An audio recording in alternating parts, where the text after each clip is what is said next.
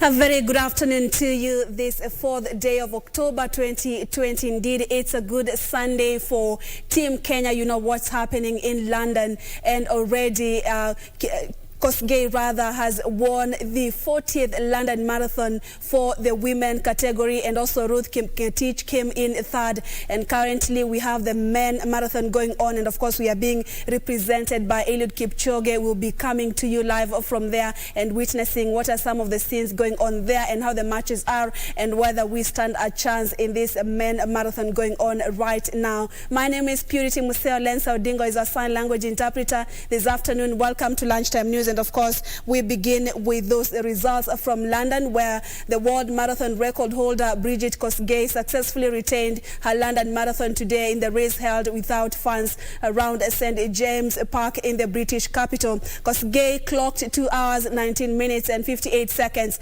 beating United States Sarah Hall and world marathon champion Ruth Kimetich to the second and third positions respectively, and Hall now becomes the first American to finish on the podium of the London Marathon since Dina Castor won the race in 2006, and she completed the event in 2 hours and 22 minutes 1 second and 4 seconds ahead of Kimetich. This year's event was constricted to elite runners only due to the coronavirus.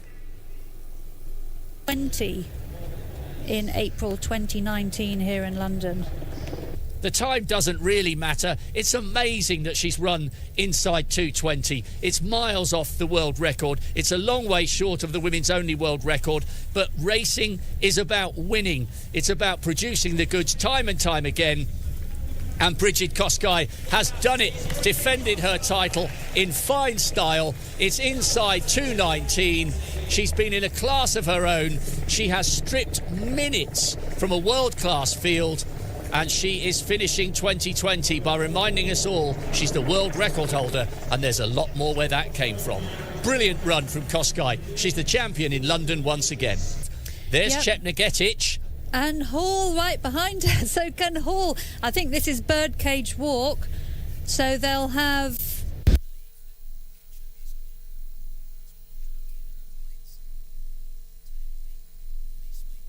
That match was played, or not match rather, marathon was happening early this morning, and currently the men marathon is ongoing, and of course Team Kenya is being represented there by Eliud Kipchoge, and of course we expect him to win as usual and make Kenya proud, just the way Kosgei and also Kimetich did early this morning in the women category. That's what is going on in London right now, the men marathon going on right there, and we wish Eliud Kipchoge all the very best and other Kenyans representing Kenya this afternoon.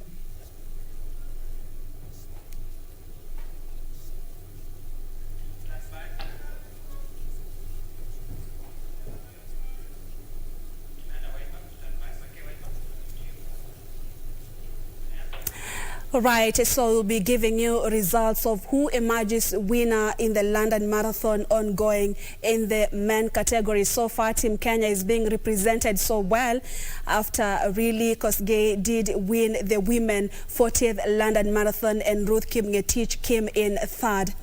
Now, to other matters, a section of WIPER Democratic Party leaders are faulting Deputy President William RUTO for what they term early campaigns. The leaders challenging the Deputy President to concentrate on advancing the government development plan instead of advancing his political agenda.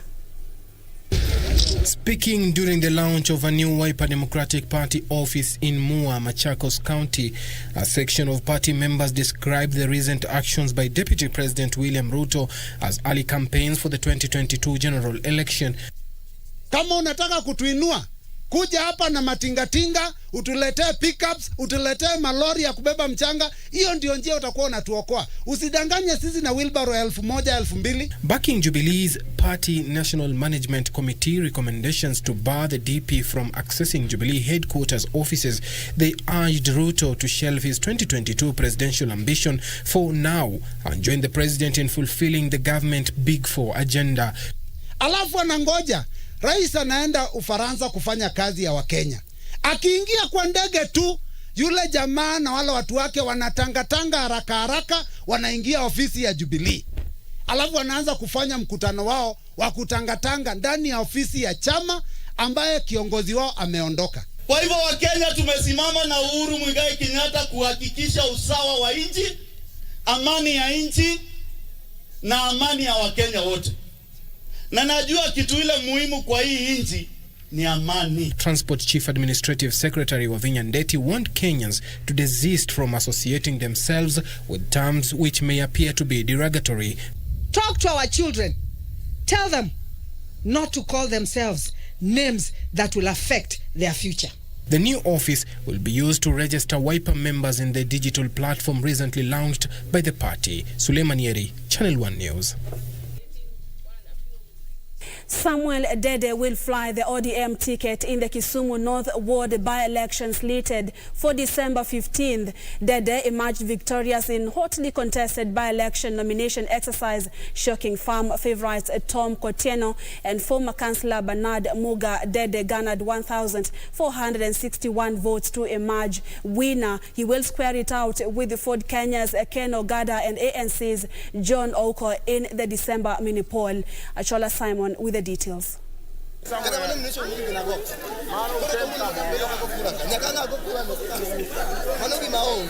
After a day long of uncertainty, confusion and anxiety, little-known Samuel Dede beat a crowded field of 5 ODM contestants to clinch the party's ticket for the December 15th by-election. Samuel Otieno, 1,461 votes. The Kisumu Northward seat fell vacant following the resignation of Elisha Oraro, who was appointed the Kisumu County Assembly Speaker after the acrimonious oust of Onyango law on corruption-related allegations. Several names of registered voters in the ward were missing from the register, raising tensions and threatening to throw an otherwise peaceful process into chaos. Majina zetu haziko kwa hizo. Sasa wanatuambia ati wanaandika majina chini. Hizo majina tutapiga kura siku gani? Na leo hii ndio tumekuja kupiga kura. Tunataka haki yetu sisi. Wadede will now face Ford Kenya's Ken Ogada and ANC's John Ouko in December by-election. In the meantime, a youth lobby group in Kisumu is calling for the respect of the holder of the office of the Deputy President. Tendea mwenzako kitu ambao unafikiria ukitendewa utafurahia. So, Wakenya sio wajinga. Wakenya sio wajinga. Na tunaangalia. Na nimestukia sana kama handshake imefanya sahihi Ruto anafanyiwa vitu ambaye sio faa kama sio Deputy President of the Republic of Kenya. The group said persistent frustrations leveled against the DP and his perceived supporters were likely to work against the president's effort to unite the country. Na sisi jinsi tumekaa hapa, sisi ni supporters ya Dr. William Samoei Ruto, Kisumu County. Na tunasema na tunakemea mambo nyingi ambayo inafanyika kwa supporters yes Deputy President. Achola Simon for Channel 1 Lunchtime News. On, political leaders have been urged or faulted for fueling ethnic animosity among Kenyans. Speaking at Lenana Primary School in Narok County, Anglican Church of Kenya Archbishop Jackson Ole Sapit called on politicians to stop dividing Kenyans along tribal lines, but instead preach peace ahead of the 2022 general elections. Politicians have been urged not to cause division amongst Kenyans. Anglican Church of Kenya Archbishop Jackson Ole Sapit says the current trend of charged politics might result to violence and called on leaders to exercise sobriety in their engagements. Tutafute mbinu na namna ya kusaidia Wakenya wote kuinuka katika uchumi, lakini sio kumobilize kisiasa, kwa sababu hiyo italeta vita na vurugu ya kusema walio nayo na wasio nayo lazima wapigane. Hatuwezi kukubali mambo ya aina hiyo. Kenya ni moja. Ole Sapit called on Kenyans to be vigilant not to fall prey to selfish politicians wishing to use violence for their selfish gains. Let us be forthright in taking Kenya as Kenya and one nation, not two nations. Let us not create any division of any kind, because no division. This country is one. Kwa hivyo tungependa kusema sisi tukiwa wanasiasa tujitafutie kura na viti na uongozi tukipitia njia ambazo zinalete umoja. Sapit also called on the committee involved in revenue sharing to ensure equitable sharing of the resources, saying through Narok County, which is less populated, it generates a lot of money for the country from Masai Mara Game Reserve. Tusigawanye rasilimali ya Kenya kwa mbinu moja kama kusema idadi ya watu peke yake, kwa sababu ile keki ya Kenya ambayo tunagawanyia Wakenya wote ni sisi wote tumebake hiyo keki, si ya mtu mmoja, si ya watu wawili. Eneo ambazo haina watu wengi kama wilaya kama hii yetu ina mboga za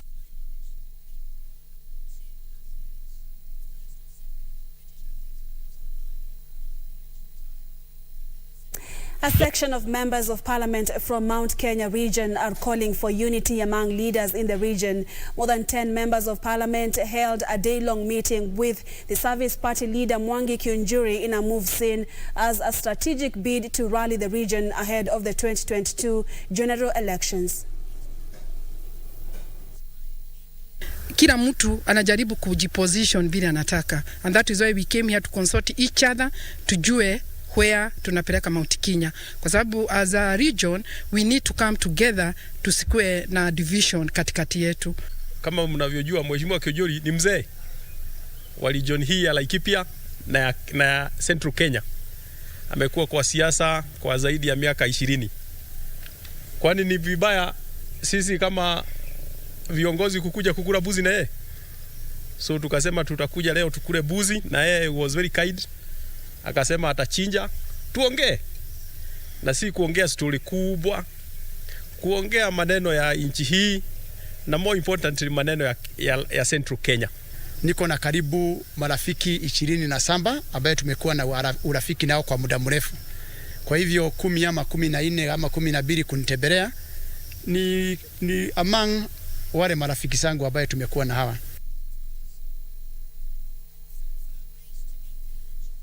And the Council of Governors Chairperson Wycliffe Oparanya has urged President Uhuru Kenyatta to intervene to ensure counties get funds immediately. Governor Oparanya said the head of state should prioritize the matter to salvage the cash crunch that has hit the devolved units for the last 4 months. Oparanya wants the president to direct the National Treasury to release funds by Monday next week to save counties from total collapse. Nataka hii agenda ya kwanza rais akirudi. Jumatatu tunataka pesa siende kwa county. The chairperson of the Council of Governors says most counties are now on their knees and any further delay by Treasury to release the funds will make matters worse. Kwa sababu ikiendelea hivi tena tutafunga. Tu watu waende nyumbani. Kwa sababu mimi naenda kukopa pesa katika bank kulipa mishahara. He regretted that the financial stalemate was occasioned by delays by the Senate to pass the third generation revenue sharing formula, dragging the entire process and making counties suffer. The National Assembly Department Committee on Administration and Security has called for an urgent review of allowances to the police officers in the country to boost their morale. Speaking in Kapenguria, Committee Chair Paul Koinange said the committee is keen on looking into how the police service can be helped to be able to deliver to Kenyans. Poor remuneration to police officers was the key topic of discussion when the National Assembly Departmental Committee on Administration and Security toured West Pokot County. According to Committee Chair Paul Koinange, there is need for the officers to be motivated by ensuring they are paid well. We realize when we improve the standard or environment for police officers where they work, they will be able to serve the people where they are. The committee cited police officers stationed in West Pokot as among those facing challenges, considering they have to deal with frequent border conflicts due to cattle rustling and banditry. And particularly in this area, We have realized also the issue of transportation is a problem, which we are going to pursue with a budget to make sure that we get money for the vehicles. Also, the issue of water is a problem, and also the issues of even their welfare has to be really addressed very, very urgently to make sure that police are working with a heart motivated to serve this nation. During the inspection, they applauded the police for good work and urged members of the public to be volunteering information to the public officers. But also, I expect the public to be giving freely information to the police so they can be able to serve them. If they don't give them the information, it's very difficult. West Pokot County Police Commander Jackson Tumet said that they are optimistic that their concerns will be addressed. We have given our views and they were accepted and they were happy. We are also extremely happy that as they go, they will also fight for us to be given adequate funding and probably to see that allowances are reviewed due to the prevailing economic situations at the moment. Timothy Kipnusu for Channel 1 News. From security matters, Agriculture Cabinet Secretary Peter Munya has assured tea farmers of reforms in the sector to ensure better annual bonuses. Speaking to tea farmers at the KISI Agricultural Training Center, Munya said the government will put in place a raft of measures in a bid to prevent a perennial plummeting of prices and proceeds from the cash crop. Tea farmers in the country may soon enjoy better bonuses after years of suffering.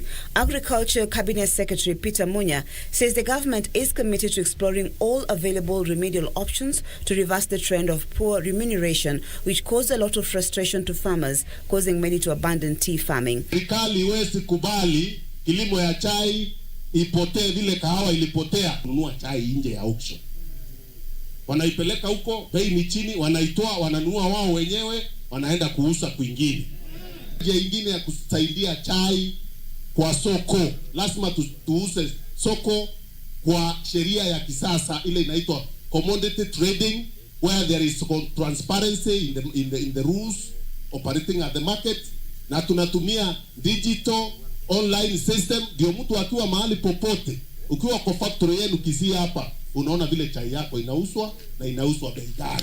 Munya said there are plans to review recommendations on improving the sector made in 2014 in order to draft a bill on tea crop regulation. Kisii County Governor James Ongwae and Nyamira Senator Okongo Mogeni decried a high commission charged by the Kenya Tea Development Agency, saying it needs to be reduced so that farmers can cater for other factory costs. Management fee kutoka 2.5 to 1.5. Hiyo tunakubali. Hata pengine hata ingeenda to 1%. Tumechoka na hii maneno ya KTDA kukata mkulima commission at 2.5% ndio watuuzie chai. Ilipe manager wa factory. Ile pesa ingine ikuje direct kwa mkulima. The development comes even as farmers in the larger Gusii region are protesting low proceeds from this year's tea bonuses by the KTDA. Kisii and Nyamira counties produce 16% of the country's tea produce. Lunchtime News takes its first commercial break. Don't go too far. We still have much more to come. Stay with us.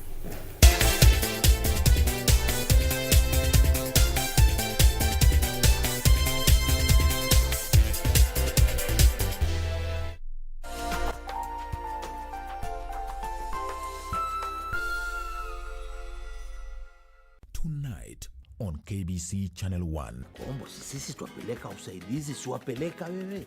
Kweli bwana gavana tumsaidia vizuri, lakini mtoto ni mtoto. Ana hamu ya kusema angalau ni muone baba. Kwanza pale nilipoingia pale, baba amekaa namna hiyo. Naona.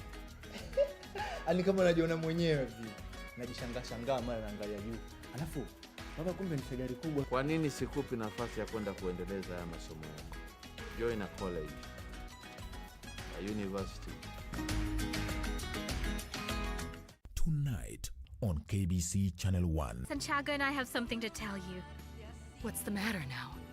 Andre and I are moving to Chile. Thank you for bringing her to the hospital right away. Oh, no, Aunt. The person who we have to thank for that is Ramon. Here I am pleading and begging you to not go with him. You're wasting your time. You can't blame me for choosing to be with someone who loves me. I swear Antonia's not going to get away with this. Be any fighting if Ramon hadn't come up with the idea of opening his car repair shop in front of mine. You clearly did that to spite me. You shouldn't feel so high and mighty, Fabiola. So then why did you do it, huh? 3. Thank you. Thank you. Congratulations. Francisco and I are quite capable of managing the money. Actually, we are going to buy an office space so he can start his own private practice. In love with Ramon.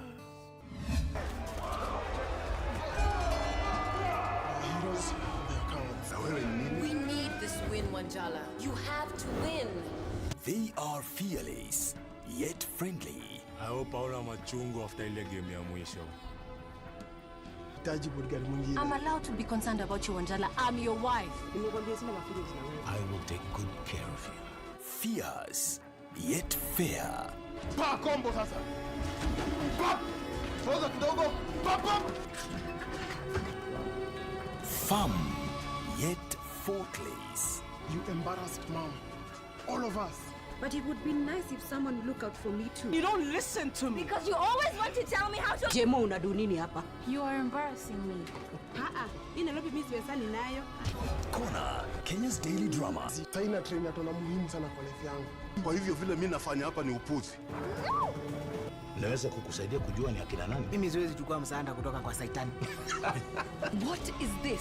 It's a make or break chance. Your fun, fabulous, full team of Kona. Every fine weekday, right here on KBC Channel 1.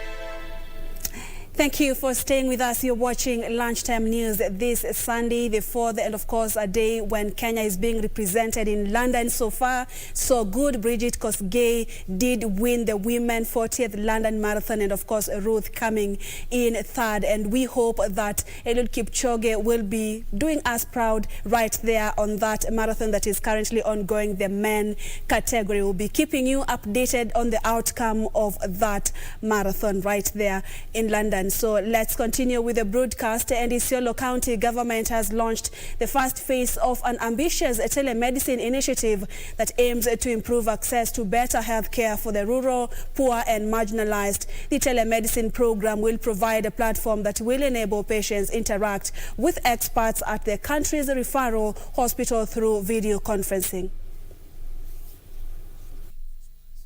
Isiolo County government has opened its first telemedicine technology center at Isiolo Referral Hospital that aims to allow nurses, doctors and clinical officers interact with their patients to avoid unnecessary hospital visits. The computer tomograph center launched by Isiolo Governor Mohamed Kuti has been interfaced with artificial intelligence software used to treat patients. We will provide high technology to our health facilities in the most remote areas, and that is happening before the end of this year. Kuti says his administration has already identified 31 facilities that will be used for the program. They will have equipment like ultrasound, which then any nurse can be trained as a nurse in, for example, Iresaboru, or a nurse in the Tajabasa will be able to check through ultrasound the pregnancy of a mother, and then that ultrasound will be shown on a screen of somebody seated in Nairobi, a surgeon or an obs-gynae, a doctor, a senior doctor, either in Isiolo, in Nairobi or anywhere in the world. Once implemented, doctors will be able to interact and share information among counties and across borders through teleconferencing capacity.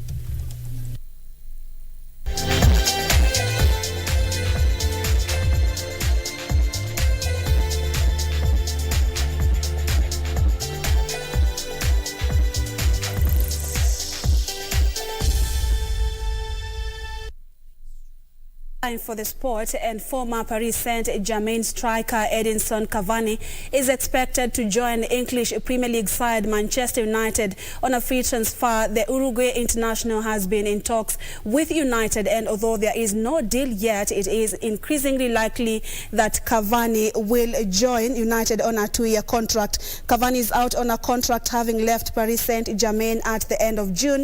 The 33-year-old PSG's all-time top scorer, scoring 200 goals in 7 seasons at the Parc des Princes. If the deal goes through, one of Cavani's first games could be Champions League group game against former club PSG at the Parc des Princes on the 20th of this month.